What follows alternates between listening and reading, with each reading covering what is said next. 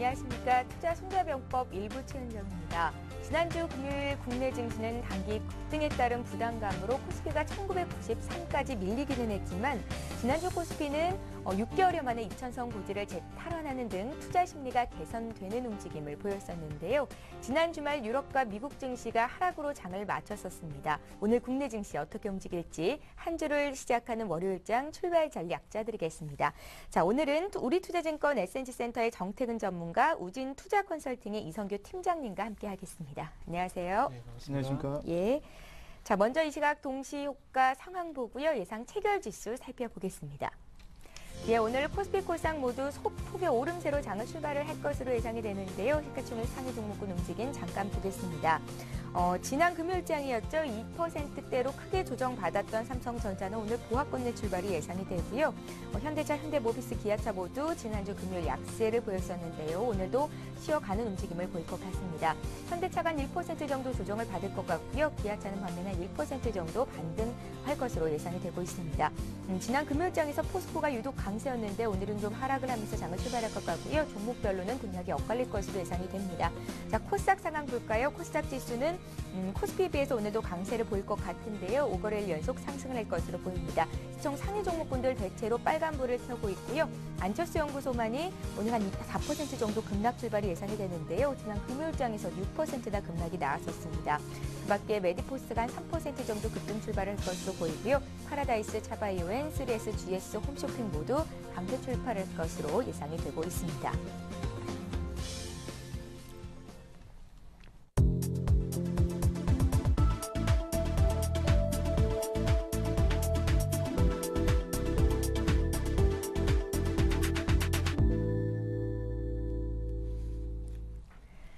예, 2월 13일 월요일장 시작이 됐습니다. 양지수 모두 플러스 출발을 한 것으로 보이는데요. 상황 어떤지 자세히 듣겠습니다. 먼저 코스피 상황부터 보겠습니다. 정태근 의원님.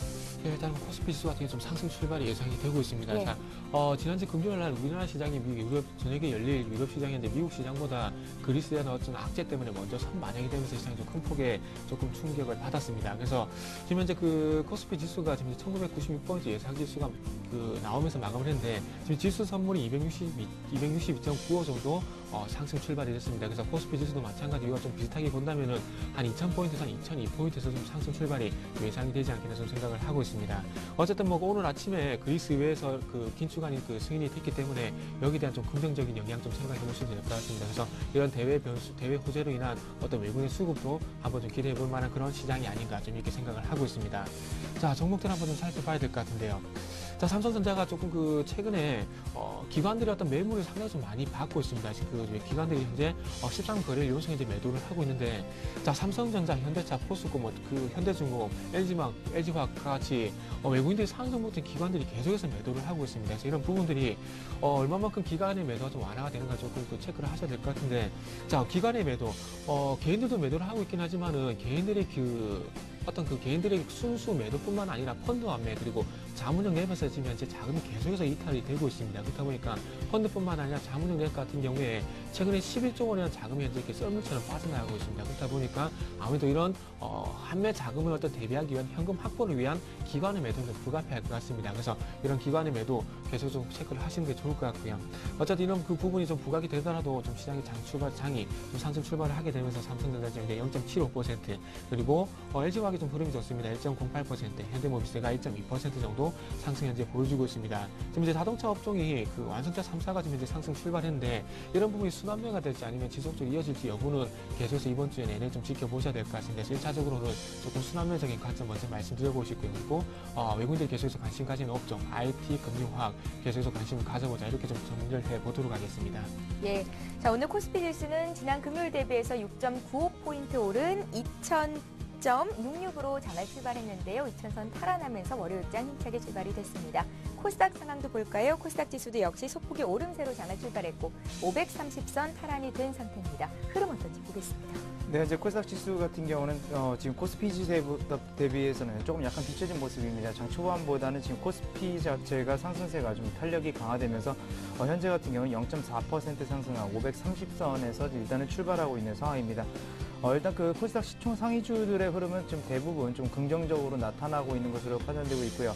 일부 종목들의 경우만 약보합권에서 출발하고 있지만 급락세라든지 그런 것들은 아직까지는 크게 보이지 않는 양상이다라고 볼 수가 있겠습니다.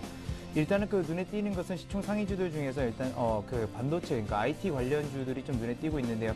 일단 서울 반도체가 한 1%대의 상승세를 보이면서 이제 긍정적 흐름 보여주고 있고, 그 뒤를 이어서 SFA가 2.8%대 역시나 강세를 보여주고 있습니다. 역시나 그 SK 브로드밴드 같은 경우도 0.98% 거의 1% 가까운 상승세를 보여주고 있습니다. 일단 저번 주 실적 부분들 이제 반응하고 있다라고 볼 수가 있겠고요. 일단 현재 시총 상위주 중에서 또 눈에 띄는 것은 성균관정투자와 같은 그 태양광 관련주들이 역시나 또 긍정적 흐름을 나타내고 있다라는 거 말씀을 드리겠습니다. 일단 그 잠깐 수급 상황을 보게 되면 코스닥 시장 같은 경우는 외국인들과 지금 오늘 개인들이 매도를 하고 있는 상황입니다. 각각 4억 원의 순매도를 보이고 있고요. 그리고 기관이 오늘 한 12억 원의 순매수세를 보여주면서 일단 코스닥 같은 경우는 기관이 집중적으로 좀 매수하고 있는 상태다라고 이렇게 볼 수가 있겠습니다. 업종별로 잠깐 들어가서 보게 된다면 일단 코스닥 지수 지금 현재 긍정적 흐름들을 보여주고 있는 상태에서 일단 운송주도 굉장히 강한 모습 나타내주고 있습니다. 거의 한 2% 가까운 상승세를 보여주고 있고요. 그 뒤에 이어서 출판 매체 복제가 1.5%대의 상승세, 그리고 기계 장비가 1%대의 상승세를 보여주고 있고, 역시나 그 전기전자 업종 앞서서 말씀드렸던 것처럼 좀 강한 모습 보여주고 있습니다. 1.3%대 역시나 강세로 출발하고 있다는 점을 말씀드릴 수 있겠습니다. 반대로 오늘 코스닥 시장에서 좀 좋지 않은 흐름들 나타내는 업종들도 있습니다. 일단 인터넷 업종 같은 경우는 0.45%대 하락세로 좀 출발하고 있다는 점 참고하시기 바라겠고요. 그리고 건설주들 역시나 0.3%대의 하락세로 좀 출발하고 있습니다. 그리고 음식료, 담배도 0.3%대 하락세, 그리고 컴퓨터 서비스가 지금 보합권에서 머무르면서 그 지수 대비해서는 그렇게 좋지 않은 업종들이 좀 눈에 띄고 있다는 거 말씀드릴 수 있겠고, 일단 업종별 상황들은 긍정적 흐름들은 전반적으로 좀 나오고 있습니다. 일단 그리고 테마성 요소들을 한번 보게 되면요. 일단 오늘 장중에 가장 지금 현재 초반에 눈에 띄는 것은 역시나 그 4대강 관련주, 정치 관련 테마주들이죠. 지금 울트라건설, 이화공영, 그리고 특수건설 등이 지금 상한가에 진입하면서 전반적인 그 테마주들에서는 4대강 테마가 상당히 강한 모습이다라고 볼 수가 있겠고, 그 다음에 그 OLED 관련주들도 오늘 장에서 전반적으로 강세를 나타내고 있습니다. LED, OLED 관련주들인데요. 일단은 LG 디스플레이도 역시나 그 대형주적인 입장에서 한 2.4%대 역시나 강세를 나타내고 있다는 점. 그 뒤에서 뭐 일진 디스플레이라든지 대부분의 이런 LED 관련주들, 그러니까 지금 보게 되면 거의 다 그 IT 업종들입니다. 그래서 코스피, 코스닥 전반적으로 강한 업종들이 나오는 것은 골고루 분산해서 나오는 것은 일단은 OLED 업종들 일단 한번 볼 수 있겠고요. 앞서서 말씀드렸던 4대강 테마가 여전히 좀 계속 강한 모습이다라고 볼 수가 있겠습니다. 잠깐 시총 상위주도 다시 한번 보게 되면 흐름 자체는 그렇게 크게 변한 것들은 없습니다. 변한 것들은 없지만 역시나 그 IT 관련주들 굉장히 큰 폭으로 좀 상승을 하고 있다는 것을 다시 한번 전해드릴 수 있겠고, CNK 인터 같은 경우 오늘 장에서 한 6%대 역시나 상승세를 보여주고 있다는 거 참고를 하시기 바라겠습니다. 예, 자 이렇게 해서 코스피 코스닥 출발 상황 봤고요. 잠시 뒤 강정원의 오늘장 공략주를 잡아라가 이어집니다.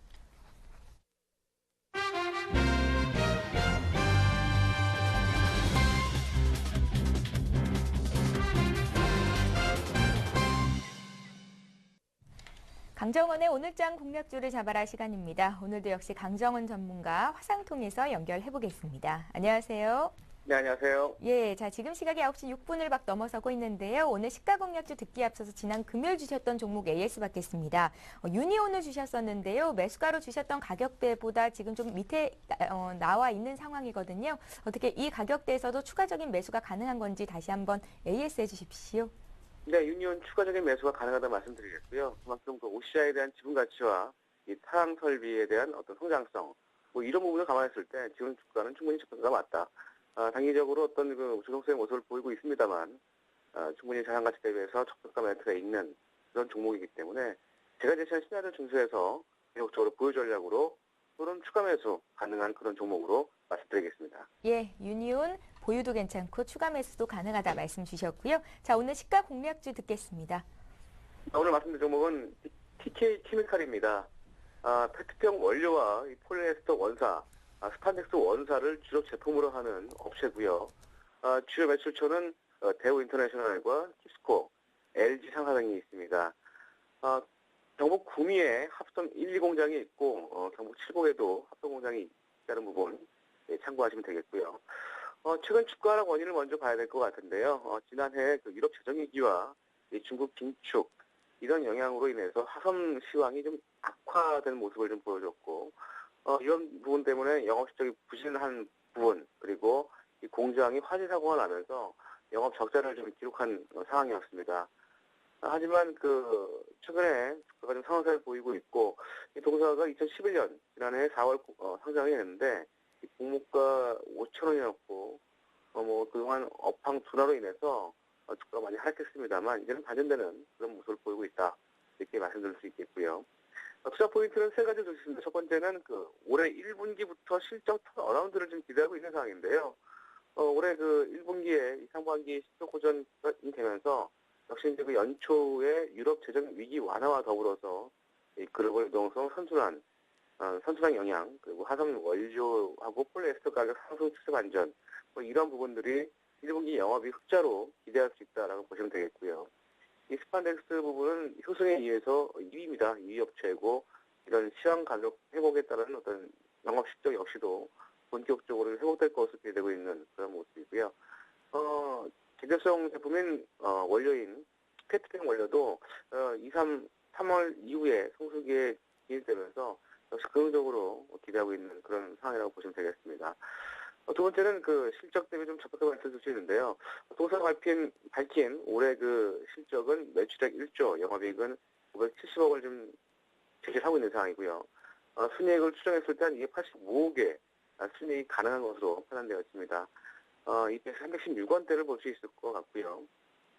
지난해 2010년과 2009년 공모가를 한정했을 때 그 당시 PE를 한 13배 정도 적용했는데, 이론적으로 계산해 봤을 때 4천원까지의 배려심 매력이 있는 그런 부분으로 판단되어지고요. 역시 이제 5월 실적 전망치를 달성했을 때 어떤 그런 밸류에이션이기 때문에 충분히 뭐 그 이상 2,900원대인데 상승을 기대해 볼 수 있는 그런 밸류에이션 매력이 있다, 이렇게 보시면 되겠고, 마지막으로는 기관 외국인 매수세를 들 수 있는데요. 1월 이후에 기관이 57만 주, 많지는 않습니다만 외국인 66만 주의 수면수를 보이고 있는 부분, 뭐 이런 부분들이 이런 실적 호전 근거와 이 업황 호전에 따른 현충해로 판단되어져서 오늘 투자 포인트로 제시해드리겠습니다. 예, TK 케미칼 투자 포인트 들어봤고요. 이제 구체적인 매수가와 함께 투자 전략 짜주십시오. 네, TK 케미칼 현재 2,900원대에서 매수가 가능한 그런 판단이 되어지고요. 매수가는 현주가 2,890원에서 2,900원, 2,900원 사이에 매수가를 제시해드리겠고요. 목표가는 3,200원, 손절가는 2,700원 하의 시에 손절을 대응하시기 바라겠습니다. 예, 강정은 전문가 오늘장 관심 종목은 TK 케미칼이었습니다. 말씀 잘 들었습니다. 네, 고맙습니다. 예. 자, 이어서 외환 채권 시장 흐름 보겠습니다. 자, 오늘도 역시 한양증권 리서치센터의 전소영 연구원 전화로 연결해 보겠습니다. 안녕하세요. 네, 안녕하세요. 예, 지난 금요일장에 8원이나 급등했던 환율이 오늘장에서는 어떻게 움직이고 있는지 궁금한데요. 흐름 봐주십시오. 네, 오늘 달러원 환율 전일 대비 10전 하락한 1124만 70전으로 보합권에서 거래가 이루어지고 있는 모습입니다. 사실 이제 뉴욕장에서는 그리스에서의 2차 구제금융 승인이 어려울 수 있다라는 이런 전망으로 유로화가 급락하는 그런 흐름들을 보였고, NDF 환율도 1130원까지 상승하는 그런 흐름들을 보였는데요. 오늘 장 출발 전에 그리스에서 이런 구제금융이 최종 승인이 됐다라는 이런 굿뉴스가 나오면서 유로달러 환율 아시아 거래에서 1.324달러까지 반빅 이상 상승하는 그런 흐름들을 보이면서 달러 환율도 소폭 보합권으로 출발하고 있는 그런 모습입니다. 일단은 이제 아시아 주요 통화가 사실상 그동안에 이제 강세를 보였는데요. 위험자산 강세에서 좀 주춤하고 있는 모습입니다. 호주 달러 같은 경우도 그렇고요.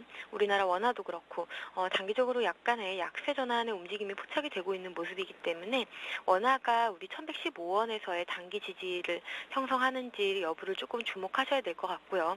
오늘 같은 경우는 전반적으로 이런 분위기 속에서 외국인이 주식 순매수를 이어가는지 여부, 이런 것들이 외환시장으로의 자금 유입으로 이어지는지, 이런 수급 적인 측면까지 좀 고려하셔야 될 것 같습니다. 일단 지지선으로는 1120원과 1119원 사이에서의 지지력이 형성될 것으로 예상이 되고 있고요. 환율이 오른다고 하더라도 한 1125원 선, 1120원대 중반 이후로 넘어가는 일은 크지 않을 것으로 예상하고 있습니다. 예, 외환시장 봤고요. 채권시장 흐름도 봐주십시오. 네, 채권시장은 지난주에 외국인이 국채 선물을 상당히 많이 순매도했습니다. 지난주에만 4만 계약 이상 순매도하면서 채권 금리 상승 재료로 작용을 했는데요. 이렇게 외국인의 국채 선물이 금요일 날은 순매도 규모가 소폭 감소하면서 기관들의 대기 매수세가 유입되는 그런 모습이었습니다. 오늘 같은 경우는 전일 대비 일틱 하락한 104.25의 국채 선물이 시작이 되고 있는 모습입니다. 일단 외국인은 오늘도 여전히 국채 선물 순매도로 나서고 있는 모습입니다만은 기관들의 국내 매수세가 꾸준하게 유입이 되고 있고 특히나 장기물로 외국계 기관과 그리고 장기 투자 기관들의 물량들이 꾸준히 유입이 되고 있는 모습입니다. 따라서 단기물보다는 장기물이 조금 더 메리트가 있다라는 그런 판단이고요. 최근 들어 3년물과 5년물의 상대적인 약세가 계속 나타나고 있었던 만큼 아무래도 중기물보다는 아주 짧은 구간이나 아주 긴 구간에 메리트가 조금 더 있다라고 판단되고 있습니다. 일단 이제 그리스 등의 대외 변수가 여전히 있지만 주중에는 채권 시장에 좀 조금은 되돌림 압력이 있을 것으로 예상이 되고 있고요. 기관들의 매수세에 힘입어서 국고 3년물 기준으로 3.4%에서 3.45%의 좁은 레인지 등락이 계속해서 이어질 것으로 예상하고 있습니다. 예, 자, 이렇게 해서 한양증권 리서치센터의 전소영 연구원과 함께 외환 채권시장 흐름 봤습니다. 고맙습니다. 네, 감사합니다. 예, 국내 증시와 마찬가지로 일본 증시도 출발을 했는데요. 상황 보겠습니다. 리딩투자증권의 남성욱 대리 전화로 연결합니다. 안녕하세요. 네, 안녕하세요. 예, 일본 증시도 강보합 출발했군요. 오늘 이슈들 어떤 것들이 있습니까? 예, 말씀하셨던 것처럼 그 일본 니케이 지수 9,000선에 대한 이제 도전을 계속하고 있고요. 현재 8,983.74포인트 니케이 지수 기록하고 있고 0.4% 정도 상승하고 있는 것으로 나오고 있습니다. 금요일날 하락분에 대해서는 이제 그리스 2차 긴축안에 대한 이제 그 불확실성이 상당히 커져 있는 상태였었기 때문에 그에 대한 이제 그 우려감으로 그 시장이 하락했던 모습 보였다고 이렇게 보이고 있고요. 근데 이제 기사가 이제 나오고 있는 게 2차 구제금융 프로그램을 확보하는 조건으로 이제 그리스 정부에서 긴축안이 의회를 통과했다고 이제 밝혀졌습니다. 이제 12월 자정 정도에 현지 시간으로 2차 구제금융 협정과 채무조건 양해각서 승인안을 표결에 붙여서 과반의 찬성으로 이제 가결이 됐고요. 이 법안은 이제 유로존 그리고 IMF가 이제 1,300억 유로의 추가 구제금융을 지원하는 조건으로 요구된 긴축안이 포함되어 있습니다. 그리고 지난 금요일에는 그리스 시위대의 시위대가 이제 긴축안에 대한 강력한 반대를 하게 되면서 난항을 겪을 것이라고 예상했던 거와는 반대로 이제 생각보다는 순탄하게 지금 흘러가고 있는 상황이고요. 이 부분 때문에 이제 아시아 증시 어느 정도 이제 상승하는 모습 보이고 있습니다. 그리고 통화정책 관련된 일본 정부의 입장 관련된 소식이 들어왔습니다. 일본 중앙은행이 이제 추가적인 통화정책 완화는 없을 것이라고 이렇게 그 의견을 이제 표현을 했었고요. 세계 경제가 회복되는 징후로 보이고 있는 데다가 지난해 대지진 이후에 재건에 따른 경기 부양 효과를 보임에 따라서 추가적인 양적 완화에 나서지 않는다. 뭐 이런 식으로 입장이 나왔었고요. 그 13명의 이제 경제학자들을 대상으로 이제 요거에 관련된 거를 설문 조사를 한 결과 13명 전원이 일본 금리는 현재 수준으로 유지될 것이며 12명이 이제 55조인 규모의 자산 구매 프로그램은 그대로 유지될 것으로 봤습니다. 일본 당국자들도 엔화 강세 현상이 계속되고 있음에도 불구하고 미국의 고용 지표가 개선되고 있으며 금융시장에도 저금리 기조가 계속 유지될 것이라는 신호가 들려오고 있는데 이제 주목할 것으로 보인다 하면서 이제 그 시장 관련된 전문가들은 이제 긍정적으로 보고 있다 이렇게 보이고 있고요. 이제 그 엔고 현상 때문에 일본 기업들이 이제 베트남 투자가 이제 러시 분위기에 이르고 있다 뭐 이런 식으로 그 기사가 나왔었는데요. 세계 최대 타이어 업체인 이제 브리지스톤과 일본 전자제품 제조업체인 파나소닉이 이제 중국에서보다 그 더 싼 그 베트남의 노동력을 이용하기 위해서 현재 공장을 설립하고 있다고 이렇게 보이고 있고요. 베트남에서 비숙련공을 그 고용할 경우 중국에서 지불하는 월급 300달러, 우리나라 돈으로 33만 원 정도고요. 요거 이제 절반 수준 또는 이제 3분의 1 수준만 이제 지급하면 됩니다. 일본 기업들은 이제 베트남의 값싼 노동력과 시장의 높은 성장성을 노리고 베트남행을 택하고 있으며 지난해 3월 발생한 대지진과 최근 불고 있는 엔화 강세 바람에 이제 기업들이 이제 베트남행을 더 부추기고 있다. 이걸 이렇게 보이고 보이고 있고요. 이거에 대해서 전문가들은 일본 기업들이 일본에서 더 이상 살아남기 힘들다는 사실을 인식하기 시작했다. 그리고 일본 정부도 지정학적 이유로 기업들의 동남아 진출을 지원을 하고 있다. 이렇게 분석을 하고 있고요. 지난해 이제 3월 일본 지진 발생 이후에 기업들의 베트남 진출에 본격적으로 더욱더 박차를 가하고 있는 상황이다. 이렇게 보시면 되겠습니다. 예, 리딩 투자증권 남성욱 대리와 함께 일본 증시 그리고 또 이슈 함께 체크했습니다. 고맙습니다. 감사합니다. 예, 자 지금 시각이 9시 18분을 막 넘어서고 있습니다. 시장 흐름 다시 한번 보고요. 구체적인 투자 전략 짜겠습니다. 시황센터 연결합니다.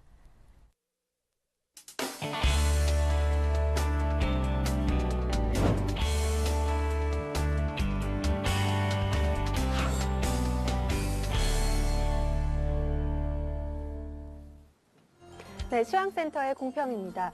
지난주 뉴욕 증시는 유로존이 그리스 2차 구제금융 결정을 미룬다는 소식에 큰 폭으로 하락했습니다. 다우지수와 S&P 500 지수는 0.69%, 나스닥 종합지수는 0.8% 내렸는데요. 지난주 6개월 만에 2,000선을 회복했던 코스피 지수는 오늘 장에서 그리스발 호재에 상승 출발한 모습입니다. 현재 상황 어떤지 코스피 지수부터 살펴보겠습니다.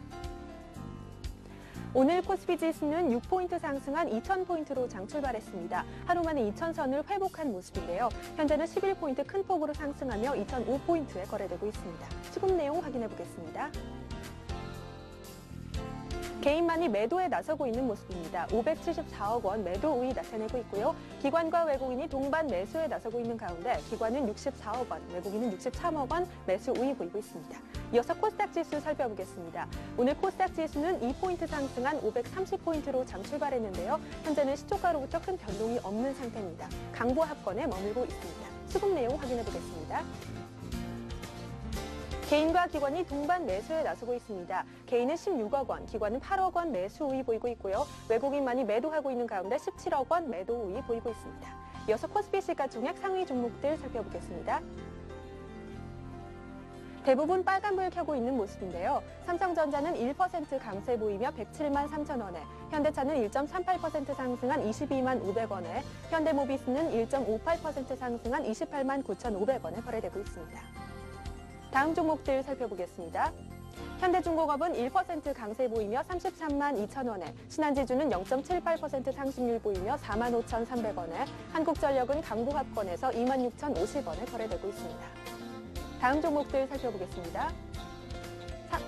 S-오일은 0.36% 상승한 13만 8,500원에, LG전자는 1.38% 상승한 8만 8,100원에, LG는 1.35% 상승한 7만 5,300원에 거래되고 있습니다. 이어서 코스닥 시가총액 상위 종목들 살펴보겠습니다. 먼저 셀트리온은 강보합권에서 3만 6천 원에, 서울반도체는 0.37% 상승한 2만 6,900원에, 포스코ICT는 1.3% 상승한 8,540원에 거래되고 있습니다. 다음 종목들 살펴보겠습니다. SFA는 2%대 강세 보이고 있는데요. 57,100원에 거래되고 있습니다. 동선은 0.76% 상승한 33,300원에, 메디포스는 1% 강세 보이며 13만 2,100원에 거래되고 있습니다. 다음 종목들 살펴보겠습니다. 젠백스는 강보합권에서 37,950원에, 시제는 0.1% 상승한 65,600원에, 파라다이스는 강보합권에서 8,800원에 거래되고 있습니다. 지금까지 시황센터에서 전해드렸습니다. 저는 1시간 후에 다시 찾아오겠습니다.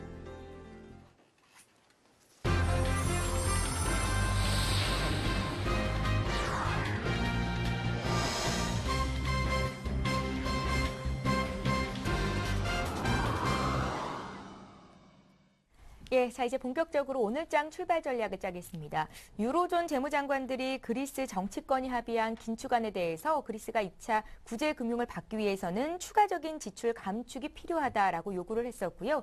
지난 주말에 미국과 유럽 증시에 하락하는 원인이 됐었습니다. 그런데 오늘 국내 장 출발하기에 앞서서 그리스 구제 금융 조건 긴축안이 의회를 통과했다는 소식이 전해졌고, 오늘 국내 증시는 물론이고 아시아 증시에 좀 호재로 작용을 하는 상황인데요. 코스피가 다시 2,000포인트 돌파를 했습니다. 2004선에서 움직이고 있고요. 정태근 전문가님, 그리스 문제에 대해서 좀 정리 좀 해주십시오. 네. 예. 일단은 뭐 좀 전에 언급을 하셨듯이 그리스 총리실뿐만 아니라 그리스 의회에서도 긴축안이 가결이 됐습니다. 그래서 이런 부분이 어떻게 뭐 호재가 되기보다는 어떤 그 악재가 해소가 됐다는 부분들이 조금 긍정적으로 평가를 하셔야 될 것 같습니다. 예. 자, 이 부분이 가격이 됐을 경우가 아니라 가격이 안 됐을 경우에 주식시장이라든지 그 전세 금융시장에 미칠 파급 효과를 좀 생각하시는 게 좋을 것 같습니다. 자, 안 됐을 경우를 생각해서 제가 한번 말씀 좀 드려보도록 할게요. 자, 긴축안이 부결이 만약에 됐다는 전제하에서 긴축안이 부결이 되게 된다면은 구제금융이 당연히 미지급이 되겠죠. 그렇다면은 구제금융이 미지급이 되게 된다면은 3월 20일 날 있을 그리스의 145유로 정도의 국채 상환이 이루어질 수가 없습니다. 그렇다면 국채 상환이 국채 만기가 된데 상환이 안 된다는 것은 그 말은 당연히 그리스가 디폴트로 들어간다는 얘기입니다. 자, 그렇다면, 자, 그리스만 디폴트에 빠지면 뭐 상관이 없겠죠. 근데 그리스 디폴트로 인해서 거기에 대한 영향도 좀 보셔야 된다는 겁니다. 자, 그리스가 디폴트로 빠진다는 것은 그리스 채권을 가지고, 그리스가 발행한 채권도 마찬가지 휴지가 된다는 얘기인데요. 그렇다면은 그리스 채권을 가지고 있는 그 투자 은행들이라든지 국가들의 어떤 그런 파급 효과도 분명히 있습니다. 그렇다면 그리스 채권이 말 그대로 휴지가 되면서 상각 처리가 된다면은 그로 인한 자금 확보에 대한 어떤 비상이 걸릴 수밖에 없습니다. 그래서 이런 부분들이 지금 현재 그리스 채권을 가지고 있는 부분을 본다면 프랑스 같은 경우에는 달러 기준으로 봤을 때 그리스 채권 한 540억 달러를 가지고 있고요. 그리고 독일 같은 경우에는 한 190억 달러의 그리스 국채를 보유를 하고 있습니다. 자, 그렇다면 좀 전에 말씀드렸듯이 그리스 채권이 휴지가 되면서 이 그리스 채권이 상각 처리가 된다면은 프랑스 같은 경우 조금 전에 말씀드렸듯이 540억 달러 정도 가지고 있다고 말씀드렸습니다. 그렇다면 그 540억 달러가 휴지가 되게 되면서 어떤 그리스 프랑스 은행들의 어떤 자산 건전성에 대한 부분들이 분명히 문제가 될 수밖에 없고요. 그렇게 된다면 당연히 신용등급 하향 조정으로 이어질 수밖에 없고 프랑스의 국가 신용도 마찬가지로 이어질 수밖에 없다는 겁니다. 자, 그렇다면 자금 확보 비상에 걸리게 된다면은 연결해서 본다면 시중의 유동성이 경직이 될 수밖에 없고요. 그리고 좀 전에 말씀드렸듯이 투자은행에 대한 건전성이 악화가 되면서 마찬가지 신용등급이 하향 조정될 수밖에 없습니다. 그렇다면은 그와 연관된 국가들의 CDS라든지 그리고 유로 전체 어떤 리버금리와 그리스 재무 채권의 어떤 스프레드를 금리 차이를 할 수 있는 TAD 스프레드가 급등을 할 수밖에 없습니다. 그렇게 됐을 경우에 마찬가지 유로가 약세를 볼 수밖에 없고 어떤 환율 시장이 또 큰 폭으로 변동성을 보인다든지 그리고 금융시장이 혼란을 빚게 되면서 마찬가지로 어떤 자금 확보에 대한 비상이 걸리게 되면서 주식시장에서 마찬가지 돈이 빠져나갈 수밖에 없다는 겁니다. 최근에 유럽계 자금이 상당히 많이 빠져나가게 되면서 우리나라 주식시장에 상당히 충격이 됐듯이 마찬가지로 이런 현상이 또 발생을 할 수가 있다는 겁니다. 자, 주식시장이 어쨌든 뭐 호재가 있든 악재가 있든 그런 부분을 떠나서 주식시장이 상승하기 위해서는 어쨌든 주식시장에 돈이 들어와야 된다는 겁니다. 근데 그런 돈에 대한 어떤 자금에서의 압박을 받을 수밖에 없기 때문에 어떻게 본다면 시장이 충격이 될 수밖에 없겠죠. 그래서 긴축안 당연히 뭐 돼야 되겠죠. 긴축안 당연히 승인이 되면서 구제금융 지원이 되고 마찬가지로 그리스도 구제금융에 대한 어떤 그런 긴축에 대한 부분 약속을 지켜야 됩니다. 그래서 이런 약속이 될 경우보다 이런 약속을 지키지 못했을 경우에 이런 현상이 발생할 수밖에 없기 때문에 좀 악재일 수밖에 없고 그래서 이런 부분이 됐기 때문에 거기에 대한 어떤 안도에 대한 어떤 현상이 오늘 시장에서 조금 반영이 되고 있다 좀 보셔야 될 것 같습니다. 예, 그리스의 구제금융 조건 긴축안이 의회를 통과했다는 소식은 그리스가 디폴트를 면할 가능성이 커졌다는데 긍정적인 영향을 미친 것으로 보입니다. 오늘 아시아 증시가 오르는데 영향을 주고 있는 것 같은데요. 앞으로 시장은 어떻게 반응을 하겠습니까, 이성규 팀장님? 네, 일단 그 그리스 부분들에 대해서 오늘 좀 아침에 좋은 소식은 나왔는데요. 예. 아마도 그 많은 투자자분들이 왜 이렇게 안 강할까? 이 정도 되면 막 올라가야 되는 거 아닌가? 그렇게 생각하실 것 같은데 일단 그 부분에 대해서 말씀을 드리게 되면 지난 코스피 지수가 그 1800선에서 지금 2000선까지 넘었는데 무려 200% 이제 200포인트 정도 이제 상승을 했죠. 근데 그러니까 됐다 안 됐다 될 거다 안 될 거다 그런 얘기들이 나오면서 이미 그리스 문제들은 어느 정도 지금 증시 자체에 좀 선반영이 돼 있다라고 보시면 되겠습니다. 그래서 오늘 외국인들 그 베팅 상태도 그렇게 뭐 강한 모습은 아니라고 이제 볼 수가 있겠고요. 그래서 큰 기대는 이 부분에 대해서 오늘 긍정적인 흐름은 그러니까 얘기는 나왔지만 큰 기대는 할 수 없다라는 걸 좀 말씀드리겠고. 일단은 그 두 번째로 많이 나오는 얘기들은 지금 코리아 디스카운트 얘기입니다. 한국 증시가 상대적으로 저평가돼 있다라고 하는데 이 부분을 말씀을 드리게 되면 코리아 디스카운트의 원인은 뭐 지정학적 요인이다 그런 얘기들도 많은데요. 사실상 외국인들이 그 한국의 그 코리아 디스카운트를 계속해서 만들어내는 이유는 지정학적인 요소도 있지만 사실상 가장 큰 것은 뭐냐면 우리나라 한국의 그 기업의 그 지배 구조입니다. 그러니까 대기업들로 집중되어 있는 그런 구조인데 사실상 그 선진국 같은 경우 미국이나 유럽 같은 경우나 캐나다나 이런 나라들 같은 경우는 중소기업들이 오히려 다 그 위치에 받쳐주고 있는 형태인데 우리나라는 이제 그렇지 못하죠. 그게 바로 한국 증시의 이제 디스카운트, 코리아 디스카운트가 발생하는 요소이기 때문에 그런 부분들. 그래서 외국인들이 강한 베팅을 더 이상 안 하는 걸 수도 있습니다. 두 번째를 이제 포인트로 말씀을 드리게 되면 한국의 그 경제 지표들이 물론 많이 개선은 되고 있습니다. 지난해 그 미국의 그 신용등급 강등 이후에 그 이전 수준으로 좀 돌아가고 있는 모습은 보이고 있는데요. 이게 좀 약간은 왜곡된 현상들이 나오고 있습니다. 그러니까 뭐냐면 아시아 마켓, 그러니까 이머징 마켓 시장이 굉장히 좋을 것이다라는 예상에 외국인들이 대량으로 자금을 매수를 하게 되고 그렇다 보니까 경제 지표, 그러니까 외환 보유고라든지 뭐 경제 지표 전반적인 자체들이 이제 좋아지는 거 그런 것들이 있습니다. 하지만 그 상태가 이제 계속해서 이격 상태는 벌어지고 있는데요. 어디랑 중점적으로 많이 벌어지고 있냐면 그 유럽과 많이 벌어지고 있는 상태가 될 수 있겠습니다. 그러면 이 상태에서 우리가 유럽이 개선되고 무역을 했을 경우에는 오히려 아시아 시장들이 무역에서 안 좋아질 수 있다라는 얘기가 될 수 있기 때문에 역시나 이 부분에 대해서 상당히 좀 경계를 해야 된다라고 말씀드릴 수 있겠고요.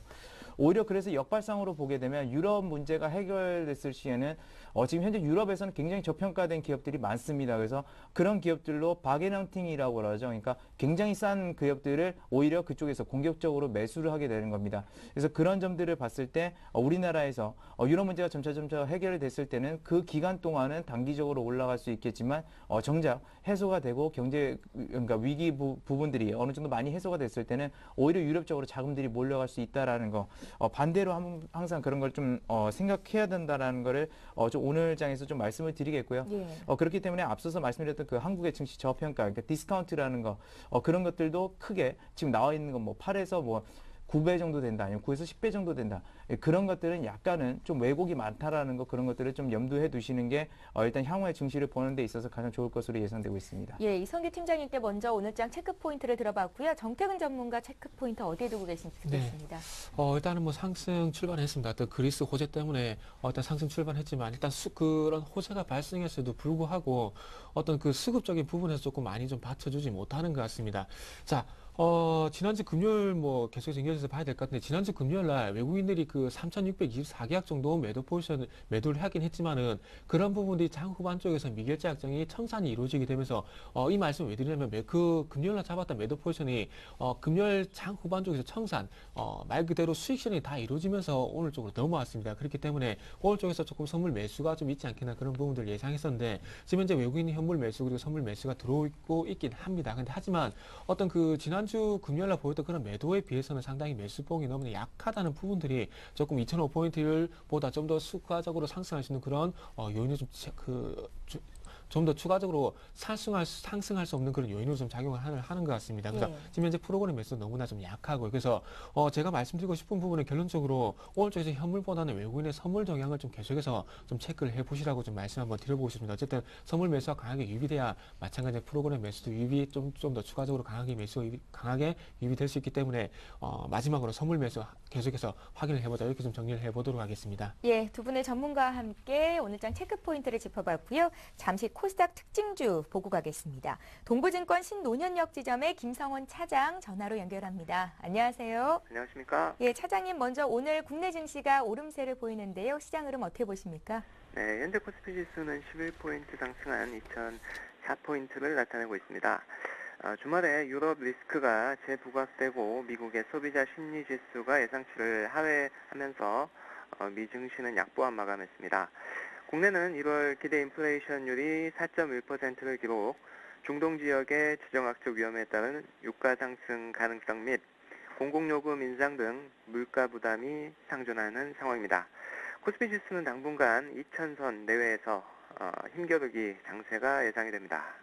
자, 이제 오늘 소개해 주실 회사 듣겠습니다. 어떤 기업일까요? 네, 지난 1968년 설립돼 40년간 안전밸브, 감압밸브, 힘트랩 밸브 등 각종 밸브를 생산하는 업체인 조광 ILI입니다.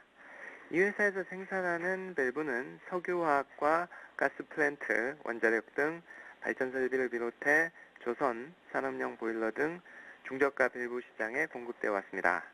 그러나 최근 신규 개발 제품인 JSV 모델이 미국 기계학회인 ASME 인증을 통과하면서 고가 제품 시장에도 경쟁력을 확보할 수 있게 됐다고 합니다. JSV 모델은 기존 경쟁사 제품들보다 납기를 4개월 정도 단축시켰고 가격도 60-70% 수준으로 저렴하게 제공할 수 있다고 합니다. 조광 ILI가 ASME 인증 제품을 개발하는 데 성공한 것은 고급 실험 장비를 갖춘 덕분입니다. 이 ASME 인증을 통과하기 위해서 테스트 설비를 6, 7년 전부터 본격적으로 투자했다고 하는데요. 기술연구소를 중심으로 전 경영진과 직원이 아이디어를 내놓아 자체 개발에 성공한 것이라고 합니다. 특히 해외 기업 중심의 밸브 시장에서는 이 ASME 인증을 받아야만 제품 판매 업체로 등록이 가능하다고 합니다. 네, 각종 밸브를 생산하는 업체다. 조강 ILI 설명해 주셨는데요. 조강 ILI의 미래 성장 동력은 어떤 것들이 있을까요? 네, 임만수 대표는 화학, 정유, 발전, 해양 플랜트 등 고부가가치 시장 진출을 위해 올해 본격적으로 영업을 시작할 계획이라고 강조했습니다. 그는 이어서 해외 플랜트 시장에 안전 밸브를 납품하기 위해서 ASME 인증과 같은 국제 인증이 필수적이라며 국내 정유 플랜트 산업의 해외 수주가 크게 늘어나는 데 발맞춰 해외 EPC 시장에도 적극 진출할 계획이라고 말했습니다. 실제로 지난해 10월 GS-ENC로부터 11억 원 규모의 안전 밸브를 수주하는 데 성공했습니다. 이 제품은 중동의 오만 지역 건설 프로젝트에 납품되며 업계로부터도 관심이 높아서 올해 EPC 시장에서만 36억 원 이상의 매출이 충분히 가능할 것이라고 합니다. 예, 자 이제 투자 전략 짜보겠습니다. 얼마쯤 사보면 좋겠습니까? 목표가, 손절가도 함께 제시해 주십시오. 네, 현 주가는 PER 48배, PBR 0.7배로 수익 대비 밸류에이션은 좀 비싼 편이고요. 자산 대비는 저평가 상황입니다. 장기간 하락 후에 박스권 2,000원에서 2,600원 사이를 벗어나는 그런 모습입니다. 추가 상승 시에는 직전 고점까지도 상승 여력이 있겠습니다. 매수가 2,550원부터 2,700원, 1차 목표가 3,100원, 2차 목표가 4,000원, 손절가 2,400원 제시합니다. 예, 김성원 차장님 오늘장 관심 종목은 조강 ILI이었습니다. 동부증권 신논현역 지점의 김성원 차장과 함께했습니다. 고맙습니다. 감사합니다. 예, 계속해서 오늘장 출발 전략 이어가겠습니다. 자, 정태근 전문가님. 네. 오늘 삼성전자를 필두로 해서 전기 전자 업종이 가장 강한데요. 업종별 투자 전략은 어떻게 짜면 좋겠습니까? 네, 이 부분은 시장이 벌써 나와 있는 것 같습니다. 예. 어쨌든 시장 주체가 외국인이기 때문에 외국인이 사는 업종들을 계속해서 좀 관심을 좀 가지셔야 될 것 같습니다. 계속해서 똑같은 얘기를 들을 수밖에 없는 게 시장 주체를 따라갈 수밖에 없겠죠. 개인들이 코스피 시장에서 주체가 될 수 있다면은 개인들이 사는 모든 업종을 다 사도 되겠지만은 어쨌든 개인들도 그 시장의 기관이 아니지 그리고 외국인의 어떤 시장 수급 주체들을 따라갈 수밖에 없기 때문에 그 부분이 조금 계속해서 반복이 될 수밖에 없다 이렇게 좀 말씀 좀 드려보도록 하겠습니다. 자, 그렇다면 지난주에 한번 지난주 업종 동향을 좀 봐야 될 것 같은데, 자, 지난주 같은 경우 외국인들은 IT 2,270억을 샀고요. 그리고 금융 같은 경우 2,073억, 그리고 화학 같은 경우 3,531억 원을 매수를 했습니다. 근데 이렇게 많이 계속해서 매수가 이어지고 있는 반면에 상승폭은 지난주 후반 쪽에 조금 주춤을 했었습니다. 지금 현재 화면에 업종별 그 매매 동향이 나오고 있는데 지금 화면 이 숫자가 좀 너무 작다 보니까 잘 안 보이실 것 같아요. 그래서 제가 그 말씀을 계속 좀 드리도록 하겠습니다. 근데 좀 전에 말씀드렸듯이 외국인들이 매수를 했음에도 불구하고 조금은 주 후반 쪽에 약할 수밖에 없었던 부분들이 기관들이 외국인들이 샀던 화학업종을 1,410억 정도 매도를 했고요. 그리고 전기전자업종 IT 같은 경우는 3,100억 정도 매도, 그리고 금융업종 같은 경우에는 1,200억 정도 매도가 나왔다는 부분입니다. 그래서 저도 프로그램 시작할 때 서두에도 말씀을 드렸지만 이렇게 외국인이 사는 업종의 기관들이 매도가 나올 수밖에 없는 게, 자, 일단은 서두에 제가 펀드 환매로 인한 어떤 그 현금 확보를 위해서 기관들이 매도할 수밖에 없다 이렇게 말씀을 드렸습니다. 그렇다면 기관들이 현금을 확보하기 위해서는 누군가 사는 업종을 팔아야지 현금 확보가 될 수밖에 없다는 겁니다. 그렇다면 개인들보다 지금 현재 외국인들이 시장을 이끌어주고 있고 외국인의 매수가 계속해서 강하게 유입이 되고 있기 때문에 외국인들이 사는 업종들을 매도를 할 수밖에 없다는 겁니다. 그렇기 때문에 그런 연유 때문에 기관들은 외국인의 산업종을 매도할 수밖에 없고 그쪽에서 매도가 나면서 지난주 주 후반 쪽에서 특히나 주춤할 수밖에 없겠죠. 하지만 이런 부분들이 매도세 주춤했을 가능성도 충분히 있습니다. 그렇기 때문에 좀 전에 말씀드렸던 화학업종 같은 게 정유주를 좀 포함을 해서 조금 외국인들이 사는 업종들은 조정시 매수 관점 그리고 추격 매수가 아닌 추적 매수 관점으로 계속해서 좀 보셔야 될 것 같습니다. 그리고 한 가지 특징적인 부분을 추가적으로 말씀드려 본다면은 운수장비 업종 같은 게 2,593억 유일하게 지난주 기관들이 매수를 했습니다. 근데 근데 이런 부분들 같은 경우에 자동차 업종보다는 조금 조선주에 조금 너무나 좀 집중이 돼 있었습니다. 대우조선해양이라든지 삼성중공, 현대중공이 좀 집중이 돼 있기 때문에 자, 외국인들이 사는 업종이 아닌 기관들이 사는 업종, 특히나 좀 투기성이 강하기 때문에 기관들이 사는 업종, 조선업종 같은 경우에는 조금 그 차트를 보면서 말씀드려야 되겠지만은 말로 좀 간단하게 마무리 좀 지어본다면은 조선업종 같은 경우 240일선의 어떤 돌파 여부, 장기 추세 전환에 대한 여부를 좀 계속 체크를 하시면서 기관 수급도 마찬가지로 좀 체크를 하시라고 좀 덧붙여 보도록 하겠습니다. 예, 시간 주체를 따라서 사는 게 맞다 하셨는데 최근에 장을 이끄는 건 외국인이니까요. 외국인들이 사는 업종에 관심을 가져보자 의견을 좀 정리를 해보겠고요. 정태근 전문가 의견 들었습니다. 이성규 팀장님은 업종별 투자 전략 어떻게 짜시는지 듣겠습니다. 네, 일단 오늘 뉴스가 한 가지 나왔었는데요. 예. 그러니까 기계, 섬유, IT 그 업종에 대해서 이게 일자리가 그러니까 증가를 할 것이라고 이렇게 예상하고 있습니다. 이거는 그 대한상공회의소에서 그러니까 우리나라 중소기업들을 대상으로 설문조사를 했고요. 그 중에서 한 67% 정도가 우리나라의 그 올해 그러니까 채용 인력들을 늘리겠다고 얘기했습니다. 근데 이것은 무슨 말이라고 할 수 있냐면 기업들이 그렇죠. 막무가내로 일자리를 늘려주지는 않습니다. 뭔가 수주가 되고 그 부분에 대해서 만들 것들이 있고 수익을 창출할 수 있는 요건들이 되기 때문에 그만큼 일자리를 창출한다는 얘기가 되겠고요. 근데 이것도 뭐 봐야겠죠. 이제 가서 진짜로 나오는지 안 나오는지 봐야 되는데 예. 여러분들이 이제 간접적으로 좀 확인할 수 있는 방법들을 제가 알려드릴게요. 그러니까 구인구직 사이트 같은데 이제 가 보시면 예. 실제로 거기서 진짜 구인구직이 나오고 있는지 그런 것들을 확인하시면서 일단은 그 기계와 섬유와 IT 업종들에 대해서 한번 관심을 가지는 것도 굉장히 좋은 방법이다. 그래서 투자 팁은 앞서서 말씀드렸던 그 구인구직 사이트 많죠. 그런 데 가서 직접적으로 한번 체크를 해보시는 거 좋을 것으로 좀 예상되고 있고요. 오늘도 지금 코스피에서 보게 되면 외국인들이 주로 매수하고 있는 그 업종들이 일단은 전기전자가 있습니다. 그리고 섬유는 좀 매도는 하고 있지만 매도폭은 그렇게 크지는 않고요. 그리고 기계도 일부 매수하고 있다라는 거 그 뉴스와 전망 맞물리는지 한번 확인하시는 거 좋을 것 같고요. 그 다음에 두 번째는 이제 원자재 관련주들에 대한 얘기입니다. 일단 원자재 관련주들은 일시적인 좀 조정이 나올 것으로 예상되고 있는데 이거는 좀 역발상적인 그 발상이라고 볼 수가 있겠습니다. 그러니까 그리스 문제가 해결이 되게 되면서 일단 그 유동성에 대해서 우리나라에서도 일부 자금들이 빠져나갈 수 있다라는 것을 말씀을 드렸고요. 그렇게 됐을 때는 일단 낮은 그러니까 밸류에이션이 굉장히 그 가치가 높은 그쪽으로 자금들은 어차피 나중에는 흘러가게 돼 있습니다.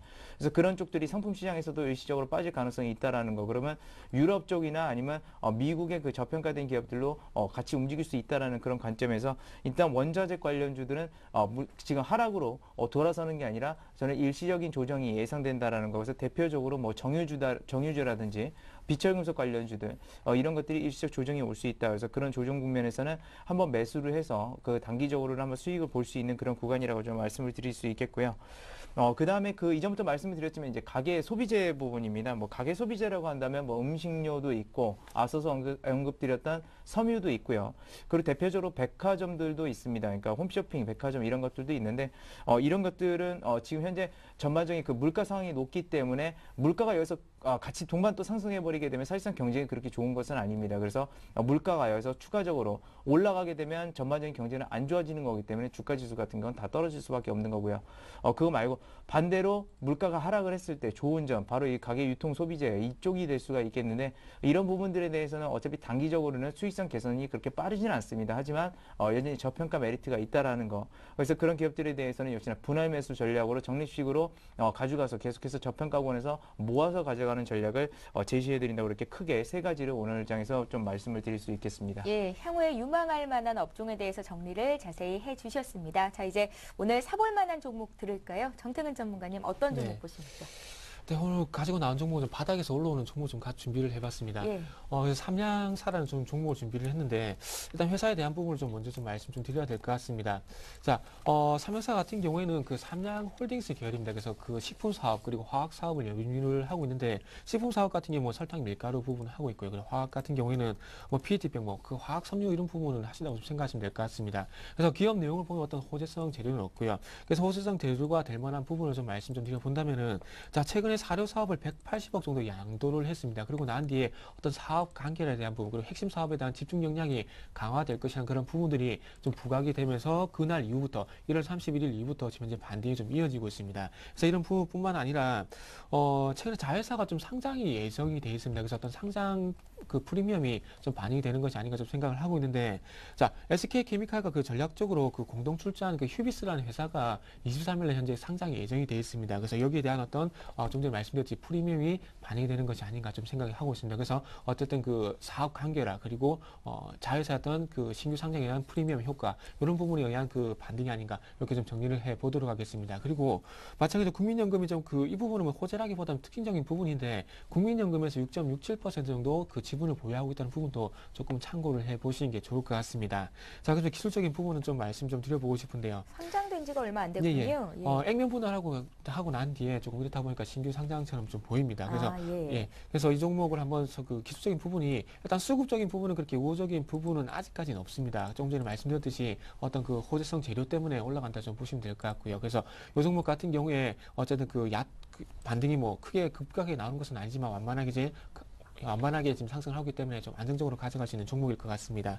자, 54,500원 이하에서 한번 매수가 좀 가능하다는 그런 부분 좀 말씀드려보고 싶고요. 그리고 목표가 같은 경우에는 일단 6만 원 정도 한번 10% 정도 한번 제시를 해보도록 하겠습니다. 그리고 손절가 같은 경우에는 일단 5일선이 확실하게 이탈되는 자리인 53,000원에 한번 손절가를 제시해 보도록 하겠습니다. 그래서 매수가는 다시 한번 말씀드리지만은 54,500원 이하에서는 매수가 가능하다. 이렇게 좀 말씀 좀 드려보도록 하겠습니다. 예, 지금 54,000원 아래에서 거래가 되니까 지금 가격대는 매수 충분할 것 같고요. 예, 그럼 이 종목은 걱정 없이 투자해도 될 만한 종목이다라고 보시는 건가요? 네, 그렇게 보고 있습니다. 예, 오늘 정태근 전문가님은 삼양사를 주셨고요.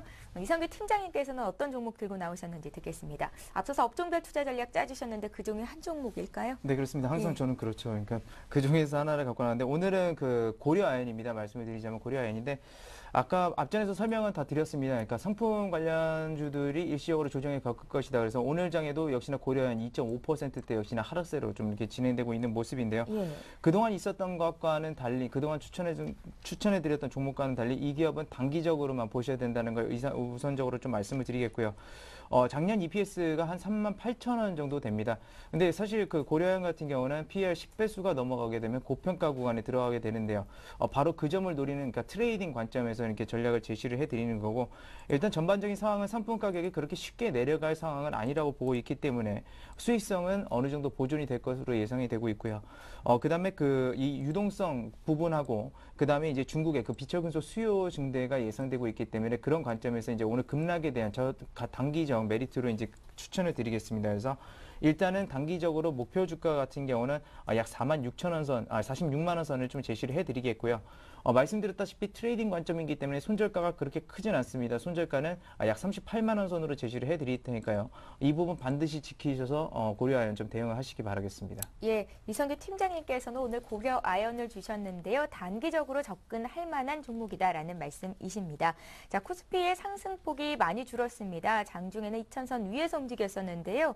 지금은 또 1995까지 밀려 있는 상태고요. 초반에 샀던 기관들이 매도로 돌아섰고 외국인들의 매수폭도 줄고 있다는 점은 지수에 좀 악재로 작용을 하고 있는 것 같습니다. 그래도 어쨌든 월요일장 빨간불을 켜면서 출발을 했고요. 여기까지 그런 흐름이 유지가 되는 상태입니다.